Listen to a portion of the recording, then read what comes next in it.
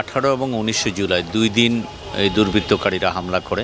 Main gate ভেঙে তারপর আমাদের ভবনের প্রধান ফটক ভেঙে অগ্নিসংযোগ করে ভাঙচুর করে। প্রথমেই তারা আমাদের রিসেপশন আছে, তারপর হেল্প ডেস্ক, আমাদের যে সিসিটিভি ক্যামেরা সিস্টেম, তারপর লিফট সিস্টেম, বঙ্গবন্ধু কর্নার, এগুলো ভাঙচুর এবং অগ্নিসংযোগ করে। পরবর্তীতে তারা বেসমেন্টে গিয়ে আমাদের অনেক গাড়িতে অগ্নিসংযোগ করে। এর ফলে যেটি হয়েছে যে আমাদের বেশ কিছু গাড়ি ভস্মীভূত হয়ে যায় এবং তারা পৃথক পৃথকভাবে প্রত্যেকটি ফ্লোরে গিয়ে তারা অগ্নিসংযোগ করে।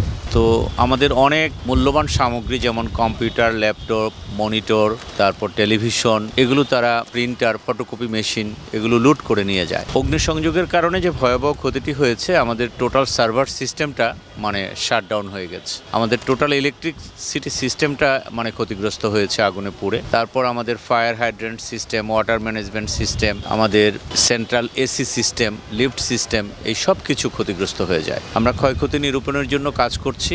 আর যেহেতু সার্ভার আমাদের শাটডাউন হয়ে আছে, এই মুহূর্তে আমরা বিআরটি এর কোনো জরুরি সেবা, driving licence, road permit, registration, মালিকানা পরিবর্তন, এই ধরনের কোনো সেবাই আমরা জনগণকে দিতে পারছি না। ক্ষয়ক্ষতি নিরূপণের কাজ চলছে।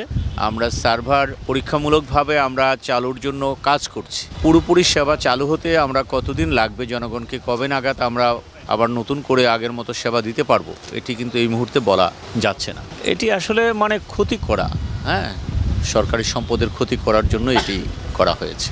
না, জনগণের কাছে আমরা নানা রকম টেলিফোন পাচ্ছি এবং আমরা পত্রিকায় বিজ্ঞপ্তির মাধ্যমে কিন্তু আমরা অবহিত করেছি জনগণকে যে আমরা এই কারণে সেবা দিতে পারছি না। কবে থেকে একজাক্টলি কাজ শুরু করতে পারবো এটি কিন্তু বলা মুশকিল এই মুহূর্তে।